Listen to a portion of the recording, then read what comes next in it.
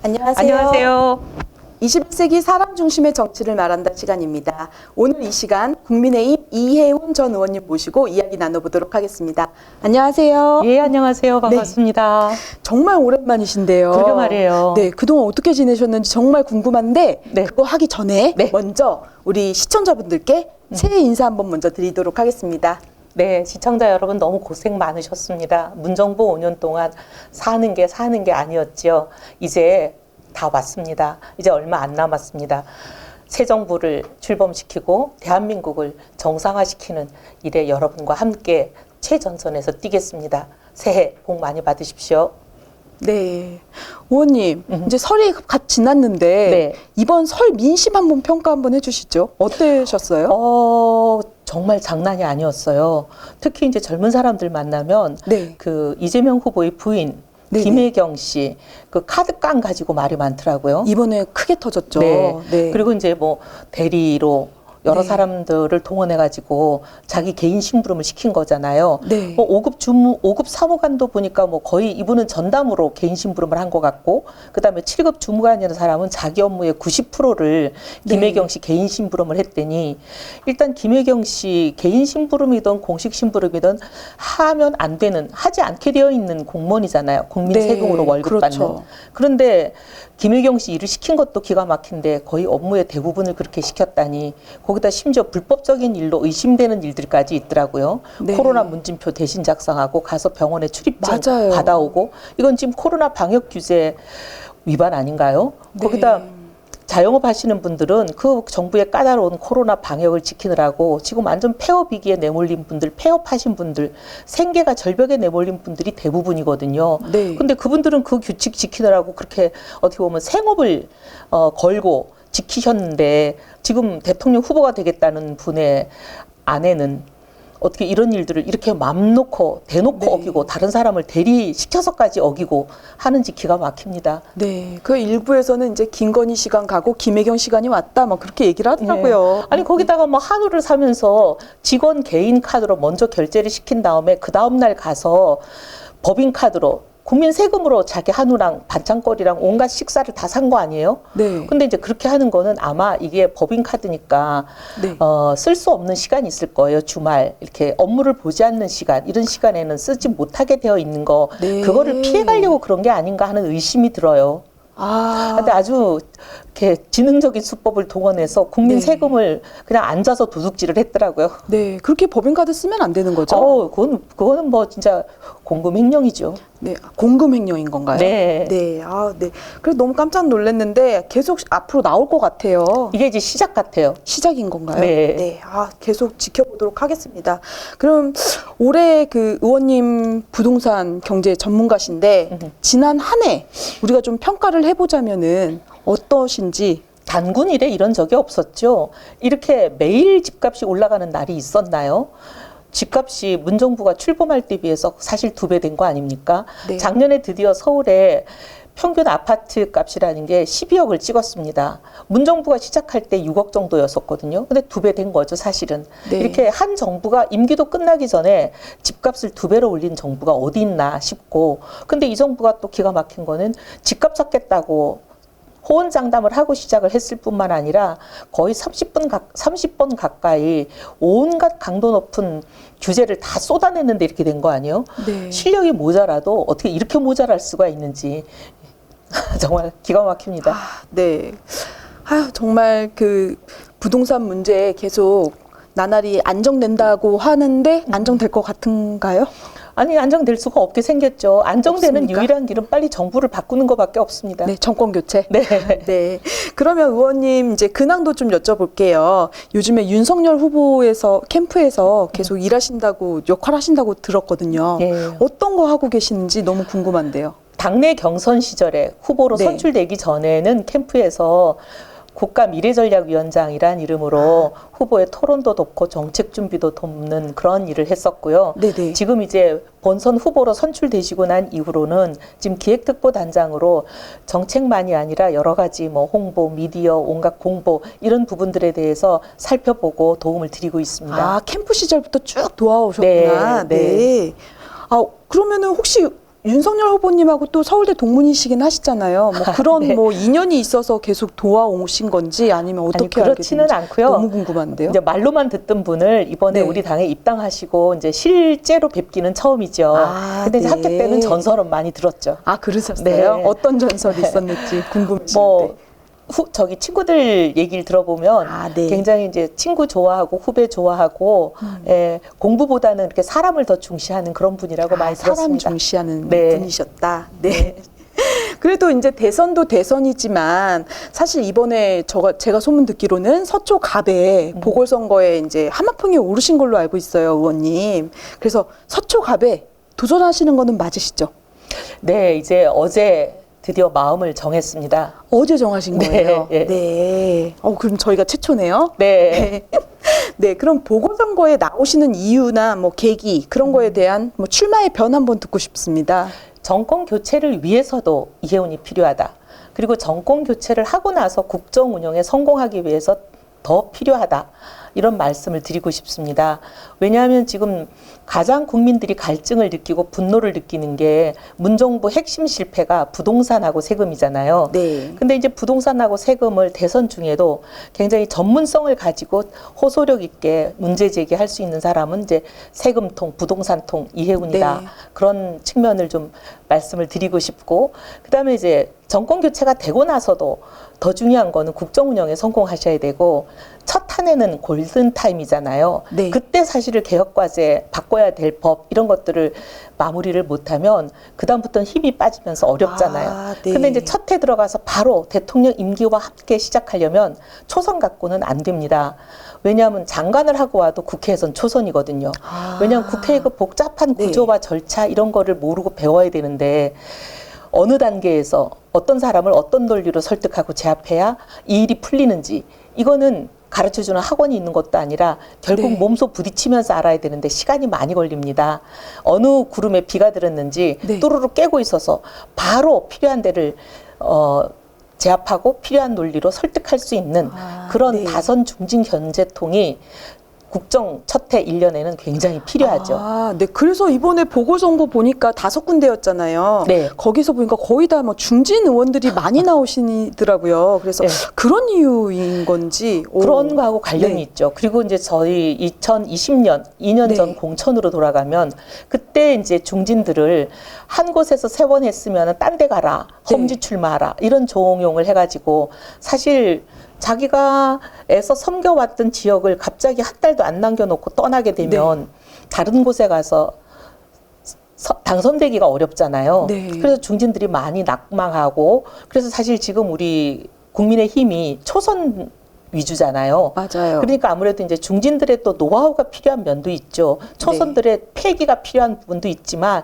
또 다선 중진들의 경륜과 노하우가 필요한 대목이 있는데, 그 부분이 지금 너무 아쉽다라는 평들이 많고, 사실 이제 청주 상당에 이제 특정 후보를 거론해서 그렇지만 거기도 네. 서초갑이었던 저와 똑같이 세 번 했다고 다른 데 가라. 그래갖고 중진 험지 출마로 다른 곳에 갔다가 이제 낙마하셨는데, 네. 원래 자기 지역구였던 곳이 이제 이렇게 공석이 돼서, 저도 똑같은 경우고 네. 이제 자기 지역구로 돌아가는 경우들이도 중진들이 네. 지금 대충 뭐 거론되는 중진들을 보면, 유력하다고 거론되는 중진들을 보면 대부분 4선 5선들입니다. 그간에 뭐 애써온 지역을 다져 오셨는데 사실 잘 알고 있잖아요. 지역 문제에 대해서. 그렇죠? 네, 네. 그러면은요. 뭐 사실 부동산이나 뭐 그런 경제 전문가신데 혹시 뭐 이제 경쟁 후보 중에 경제통 뭐 없으신가요? 현재 일단 출마라고 출마 의사를 갖고 있다고 언론에 오르내리는 분 중에서는 경제통도 없고 부동산통, 그다음에 세금통은 더더군다나 없고 그런 상황이고, 아까 말씀하신 우리가 보궐선거가 5곳인데 대구는 무공천을 하기로 했으니까 제외하면 4곳. 네 곳에 지금 다 중진들이 유력하게 거론이 되고 있는데 거기도 4분 중에 4명 말고 3명이죠. 3명 중에 경제통은 없습니다.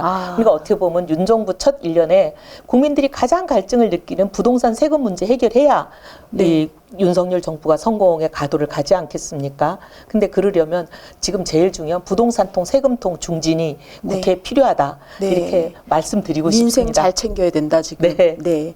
그러면요. 혹시 부동산 세금 문제 뭐 의원님 말고는 다른 분 없으시다 그러셨는데 뭐 혹시라도 나오게 된다면 뭐 자신 현재 있으신 거죠? 네. 네. 그리고 나온다 그러더라도 아마 저기 국회 경험은 없는 분이 나올 수도 있겠죠. 네. 네. 그래서 뭐 이제 전문성을 이제 중요시하는 말에는 제가 이제 전적으로 공감을 하고는 있는데 사실 전문가라고 하더라도 뭐 일을 이뤄내는 것은 아니지 않나 싶어요. 뭐 그런 그 전문성에 이제 실적을 낸 경험이 중요하다. 네, 그렇게 생각하시는 거죠? 네, 그럼요. 왜냐하면 전문가라 하더라도 책상머리 전문가가 있어요. 네. 책상머리 전문가는 현장과 괴리돼 있기 때문에 현장에서 실적을 내기는 어렵죠.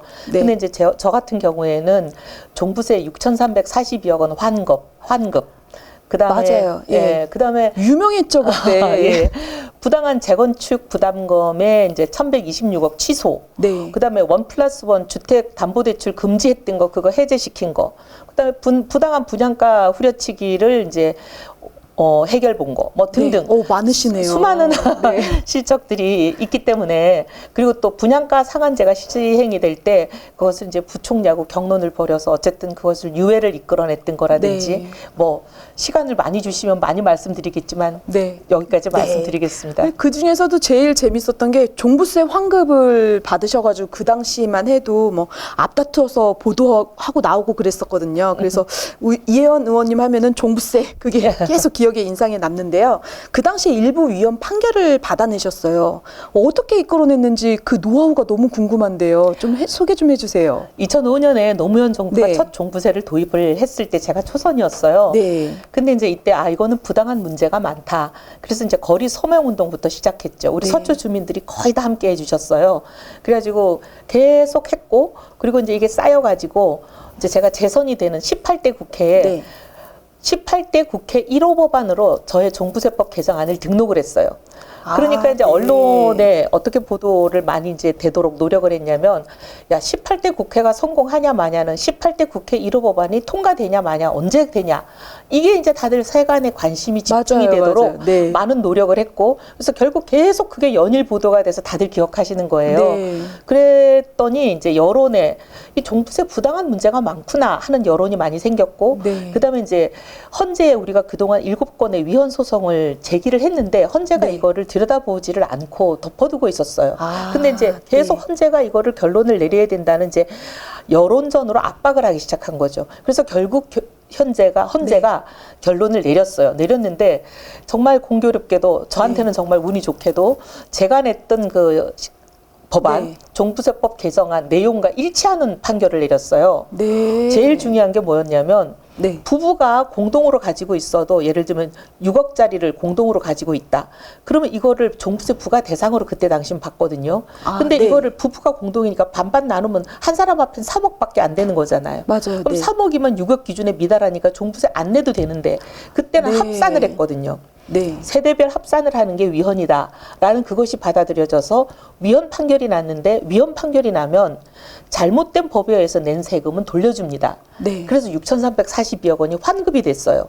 네. 그다음 또 하나 제가 계속 강력히 주장했던 게 집 하나밖에 없는 사람한테 무슨 종부세냐 이런 분들은 면제해야 된다 이거였는데 맞아요. 예, 지금도 그래요. 헌재가 당신은 1가구 1주택에 대해서 불합치 판정을 내렸어요. 헌법 불합치 판정. 아, 네. 네. 오, 대단하세요. 진짜 어떻게 이거를 다 이끌어내셨는지 끊임없는 여론전 펼치시고 그러신 결과인 거죠. 네, 정말 네. 발품을 수도 없이 몇 년을 팔았습니다. 네. 노하우가 그렇게 중요한 것 같아요. 네. 네.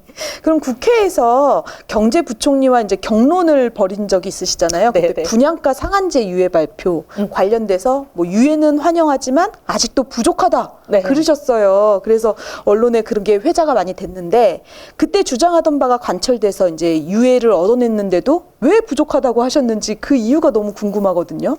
그게 이제 2019년 10월쯤이었을 거예요. 네. 문재인 정부가 고강도 부동산 정책을 계속 내는데도 집값은 계속 오르니까 이 양반들이 네. 갑자기 분양가 상한제, 분양가를 후려치겠다. 그리고 바로 시행하겠다 이렇게 됐어요. 네. 근데 저희 서초간만 하더라도 재건축이 그때 많이 진행이 되고 있었기 때문에 네. 여기에 의해서 재산권이 심각하게 침해가 되는 거예요. 왜냐하면 대충 분양가를 얼마 받겠다 예상을 하고 그 예상이면 조합원들이 몇 평짜리를 누가 가질 건지 대충 좀 정해지잖아요.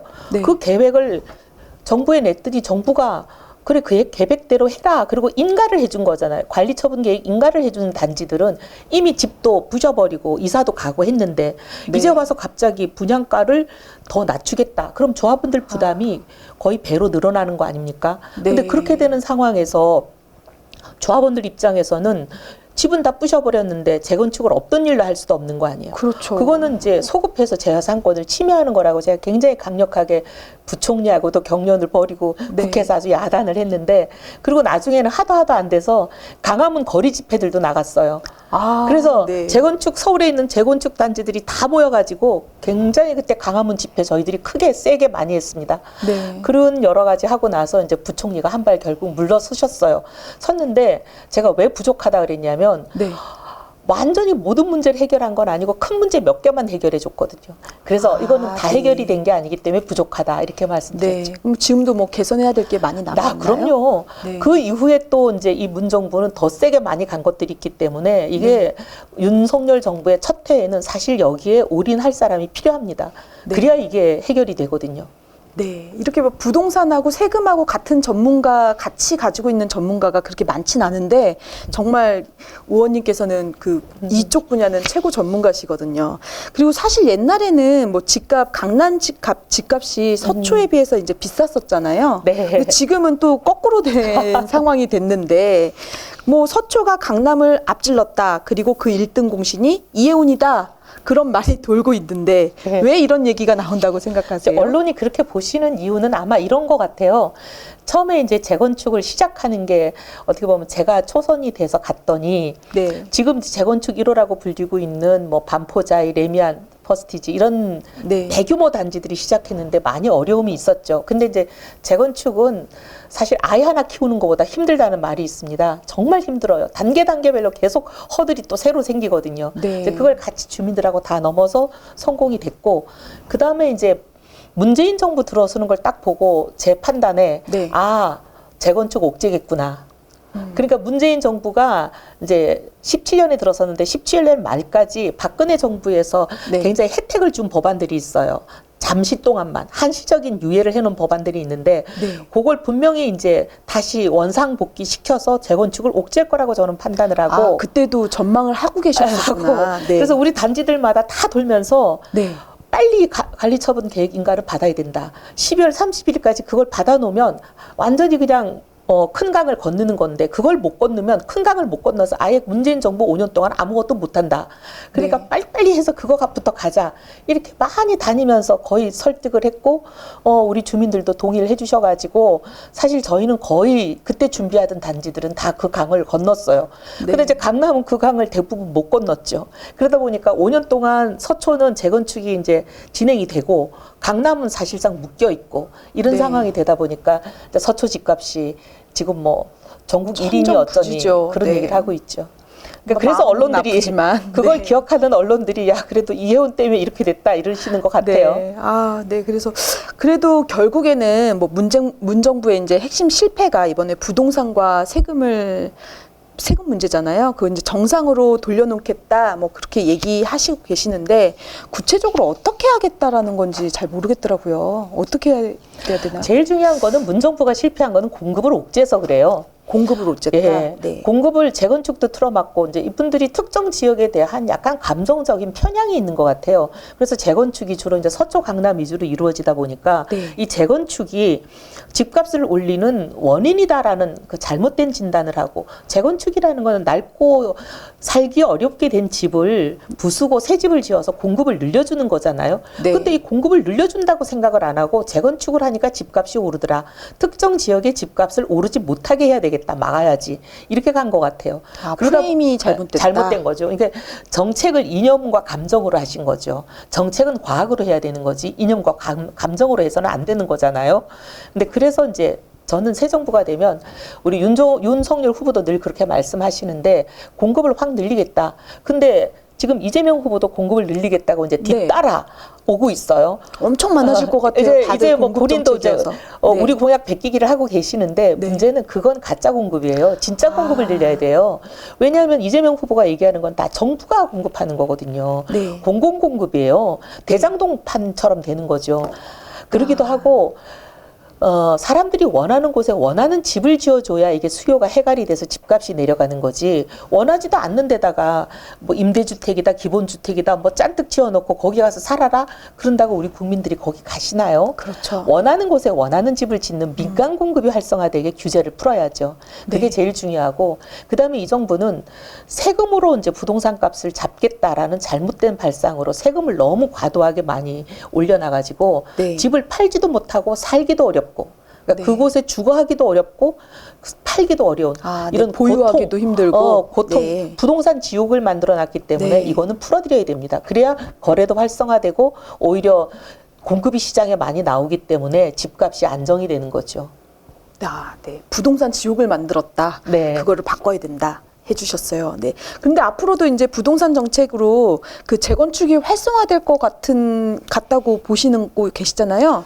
근데 주변에 뭐 안전 문제라든지 그런 사각지대 뭐 그런 정책들도 함께 짚어주면 좋을 것 같이 같은데요. 같이 가야죠. 같이 가야 왜냐하면 돼요. 예를 들면 저희 이제 그 서초 같은 경우에도 지금 네. 재건축이 진행되고 있는 곳, 특히 이제 철거를 하는 단계에서는 네. 낙하물이 많이 떨어져요. 네, 무서워요. 지금 어. 사고 많이 나서. 그러니까 네. 근데 이제 재건축을 하면은 아파트는 부시는데 그 안에 있는 네. 학교들은 그대로 있거든요. 그래서 특히 네. 이제 저희 지역에 이제 반포 초등학교가 지금 네. 아이들이 굉장히 어려움을 겪고 있는 경우가 있어요. 반포 중학교도 바로 그 옆에 있는데 재건축 단지 안에 학교가 있다 보니까 그 학교는 학교 이제 전학을 원하는 사람들은 사실은 이제 전학을 네. 많이 보내주는 걸로 저는 제가 현역 의원일 때는 노력을 했어요. 네. 그래서 다 원하는 학교를 보내드렸는데 지금은 서초가 국회의원도 공석이고 그다음에 구청장도 이제 국회의원 출마하겠다고 또 중도 사퇴를 하시는 바람에 네. 더블 공석이다 보니까 이 일을 챙길 사람이 없는 모양이에요. 그래가지고 지금 굉장히 어려움을 겪고 있는데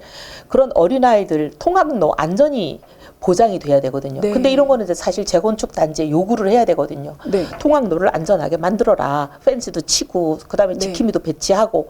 근데 이제 재건축 단지는 공공기관이 아니니까 자기들 수익에 안 맞는 일을 잘 안 하려 하잖아요. 네. 근데 이럴 때 국회의원이 나서서 네. 이제 따지고 자꾸 문제 제기하고 그리고 이제 체근하고 압박하고 이게 이제 국회의원이 할 일인데 네. 지금 국회의원과 구청장이 모두 공석이 돼가지고 좀 네. 어렵죠. 학교 같이 얘기해 주시니까 쏙 들어오는데요. 네. 예, 진짜 주변 안전 문제는 의원님들이 챙겨야 됩니다. 앞으로 나가주셔야 되겠어요. 그래서 굉장히 네. 답답해요. 빨리 네. 3월 9일이 와서 네. 빨리 국회의원이 생겨서 이런 일들을 챙겨야 한다. 네. 그렇게 생각합니다. 뭐 교육 쪽도 많이 음흠. 좀 전문가시잖아요, 의원님. 서초가 참 답답한 게 네. 많은 분들이 교육 1번지라 그래요. 네. 그리고 이제 서초의 좋은 교육을 내 아이에게 주기 위해서 사실 집값이 좀 비싼데도 그걸 감내하면서 들어와서 네. 학령기에 거주를 하시는 거잖아요. 그런데 이제 밖에서는 굉장히 교육이 좋다고 생각하는데 그거는 선생님이 좋고 학생들이 좋고 학부모가 훌륭한 거지 학교 시설이나 교육 시설은 어떻게 보면 전국 최하위예요. 제가 보기에는. 서초구가요? 왜냐하면 교육청에서 교육보조금이나 이런 예산을 배정을 할 때 서초 강남에는 배정을 안 하려고 합니다. 후순위로 계속 밀어요. 네. 다른 데 먼저 우선을 하니까. 제가 처음에 가서 너무 놀란 게 창문틀이 20, 30년 전께 그대로 돼가지고 네. 뭐 습기 찼다가 비가 오고 하면 이게 나무가 막 뒤틀어지잖아요. 네, 그렇죠. 창문이 이가 맞는 창문이 거의 없어요. 그러니까 한겨울에는 그 칼바람이 다 들어오고 네. 한 여름에도 에어컨을 켜도 소용이 없을 정도로 열기가 다 들어오는 거예요. 막 천정은 부셔져서 해벽이 내려오고 심지어 어떤 화장실은 눈이 따가워서 네. 학교에 들어가면 화장실 그 냄새 때문에 눈이 따가운 학교도 있어요. 근데 그런 정도로 네. 서초가 교육 시설은 열악해요. 근데 이제 끊임없이 교육청을 설득하고 또 문제 제기하고 네. 항의하고 해가지고 이제 계속 교육 예산들을 땄죠. 하도 뭐 식당 교육열이 증축, 좋아서 네, 뭐 식당 그렇게 알고 증축, 있었는데. 그다음에 반원초, 서원초, 뭐 식당을 증축한다든지, 그다음에 원천중, 방일초, 뭐 설해초, 뭐 우리 관내에 있는 수많은 학교들의 이런 교실 시설, 그다음에 컴퓨터 이런 거 개량하는 예산들을 많이 이제 발품을 팔아서 따고 그랬죠. 네. 교육열만 되게 좋아서 이렇게 교육 환경은 잘 생각 못 했는데 시설이 너무 안 그렇구나. 좋아요. 네. 네. 그러면요. 이제 설 대선이 얼마 남진 않았어요. 이번에 대선 어떻게 될 것 같으세요? 전망 한번 부탁드릴게요. 저희가 정말 국민들께 간절히 부탁드리는 것은 정말 이 5년을 이거보다 더한 5년을 연장하시고 싶은 분은 별로 없을 것 같아요. 정말 저희가 좀 부족하더라도 저희는 이 정부하고는 완전히 다른 사람들이니까 저희를 한 번만 좀 기회를 주시면 새로운 대한민국을 꼭 만들겠습니다. 네. 그럼 우리 서초갑으로 출마하시는데 우리 서초갑 주민들에게 영상 편지 한번 띄울까요? 네, 서초갑 주민 여러분, 이혜훈 인사드리겠습니다. 문정부 핵심 실패는 부동산과 세금입니다. 그리고 그 핵심 실패의 최대 피해자는 우리 서초갑입니다. 서초가 만들어주신 이혜훈, 서초가 키워주신 이혜훈, 서초가 가장 어려울 때 서초의 힘이 되고 싶습니다. 대한민국의 명운을 걸고 지금 많은 사람들이 정권 교체에 전력 투구하고 있는 지금, 나라가 주신 기회로 삼선의 경륜과 노하우를 축적하게 된 이혜훈, 나라가 가장 절실할 때 나라의 보탬이 되고 싶습니다. 저 이혜훈에게 기회를 주십시오. 감사합니다. 네. 21세기 사람 중심의 정치를 말한다. 오늘 이 시간 이혜훈 전 의원님과 함께했습니다. 오늘 인터뷰 이상으로 마치겠습니다. 감사합니다. 감사합니다.